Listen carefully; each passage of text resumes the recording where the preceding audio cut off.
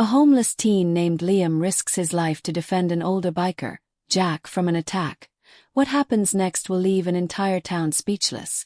The rain came down in heavy sheets that night, washing over the cracked sidewalks and turning the alleys into rivers of mud.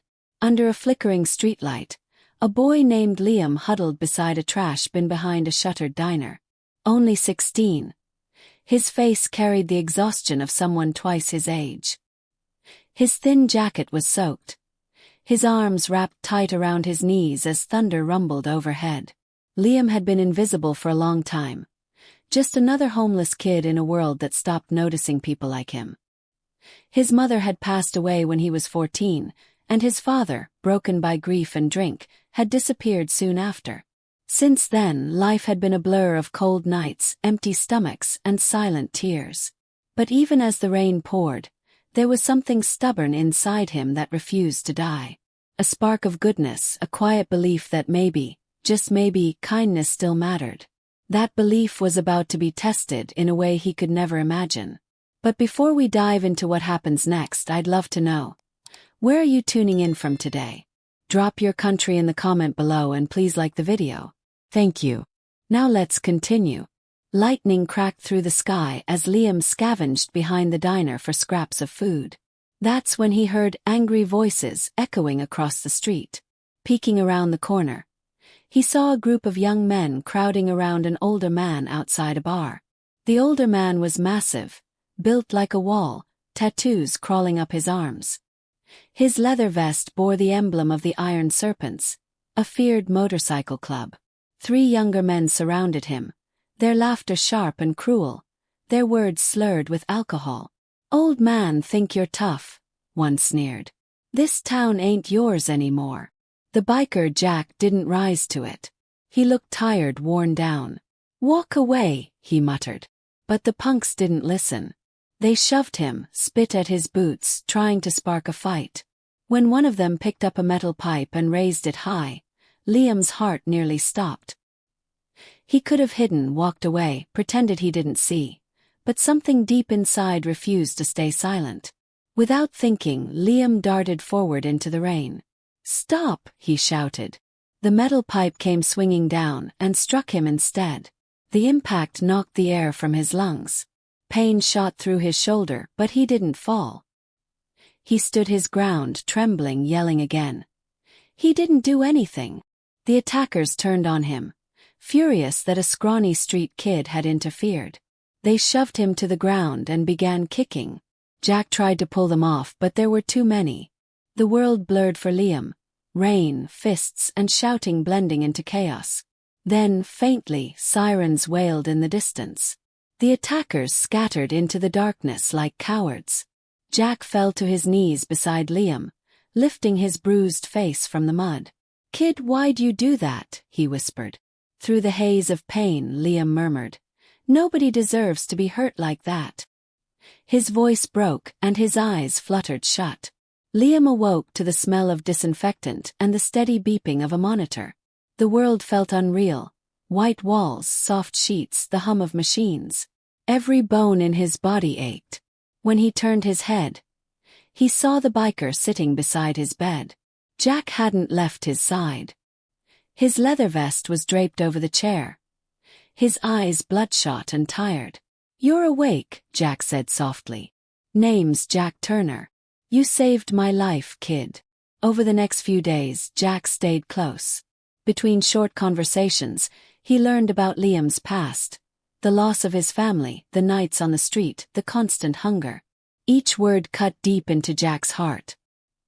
He saw himself in the boy, the same loneliness, the same fight to stay alive in a world that didn't care. When Liam was discharged, Jack refused to let him go back to the streets. He brought him to his home, a cluttered garage on the edge of town filled with the smell of oil, metal, and dust. The first night, Liam slept on an old couch, wrapped in a blanket that actually smelled clean. He didn't say much, but when he woke the next morning to the smell of bacon and coffee, tears stung his eyes. It had been years since anyone had cooked for him. Days passed, and slowly Liam started to heal. Jack gave him odd jobs, sweeping floors, cleaning parts, fetching tools. Eventually, he began teaching him how to fix motorcycles. "Hold the wrench steady," Jack would grumble, pretending to be tough, though his eyes softened whenever Liam smiled. For the first time in years, Liam wasn't just surviving. He was living. News of the attack began to spread. A local reporter visited Jack's garage, wanting to feature the homeless teen who saved a biker. Jack didn't want the attention, but once the story hit the airwaves, it took off. Within days, the town was buzzing. Photos of Liam and Jack went viral online. People praised the boy's courage, calling him a symbol of hope. Donations started pouring in for his education and for local shelters. But not everyone was kind. Some townspeople whispered cruel things, that it was all for show, that a street kid didn't deserve sympathy. Liam heard the murmurs, felt the stares, but Jack's words stayed with him. "Let them talk, kid. What matters is who you are when no one's watching." A few weeks later, Jack received a call. He didn't say much, just told Liam to get in the truck. They drove miles out of town until the road opened into a wide field, and what Liam saw made his breath catch. Hundreds, maybe thousands, of motorcycles lined the landscape. The air vibrated with the deep growl of engines. Men and women in leather vests stood waiting under the setting sun, their patches gleaming, iron serpents. Jack placed a firm hand on Liam's shoulder. "They heard about you," he said quietly. "About what you did for me." As they stepped into the open, the roar of engines fell silent. The leader of the club, a tall man with silver hair, approached. He looked at Liam and said, "This kid did what most men wouldn't. He stood up for one of us when he had nothing to gain. That kind of heart deserves respect." Then, in front of everyone, the leader took off his own vest, a sacred emblem in their world, and placed it gently over Liam's shoulders. "From now on," he said, "you're one of us." Engines thundered in unison, shaking the ground. The sound rolled like thunder, echoing through the valley. Liam's eyes filled with tears. For the first time in his life, he belonged. The story of that day spread far and wide. News crews arrived, and soon Liam's story was everywhere. Donations poured in, not just for him but for homeless shelters and orphanages. Schools started food drives. Churches opened their doors to people in need. Something had changed in the town, a spirit of compassion that hadn't been there before. People who once turned away from strangers now stopped to help. All because one boy refused to look away from a man in pain. 2 years later, Liam stood on a stage at a community event. He was taller now, stronger, with a confidence that came from love, not survival. The mayor had invited him to speak about kindness and courage. He adjusted the microphone, glanced at the crowd and said, "You don't need much to make a difference, just the courage to care. When you choose kindness, even when no one's watching, you change more than one life. You change the world." The audience rose to their feet. Many wiped their eyes. Jack stood in the back, pride shining behind his rugged face. That evening, the sky turned gold as the sun dipped below the horizon.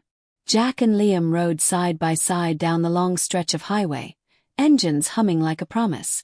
The wind whipped past them, cool and clean.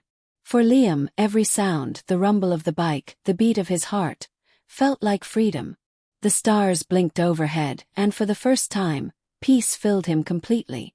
Back in town, people stepped out of their homes as the distant roar of bikes rolled through the night. Old men removed their hats. Mothers held their children close. The sound wasn't one of rebellion anymore. It was the sound of hope. And somewhere beneath that sea of headlights and leather jackets, a boy who once had nothing smiled through tears, because he had found his place in the world. Because one small act of courage had proved that humanity still shines, even in the darkest corners of the earth. Before you scroll away, take a moment to breathe and think about what you just watched. If this story touched your heart, if it reminded you that kindness still matters, that hope can rise even from the coldest streets, then don't let the message stop here. Hit that like button, share this video, and most importantly, subscribe to Echoes of Life Stories. Every click, every share helps us keep telling stories that heal, that inspire, that remind the world that compassion isn't gone. It's just waiting to be seen. Be part of this movement of hope. Be the reason someone else believes again. Because here on Echoes of Life Stories, we don't just tell tales. We keep humanity alive one story at a time. Yellow Heart,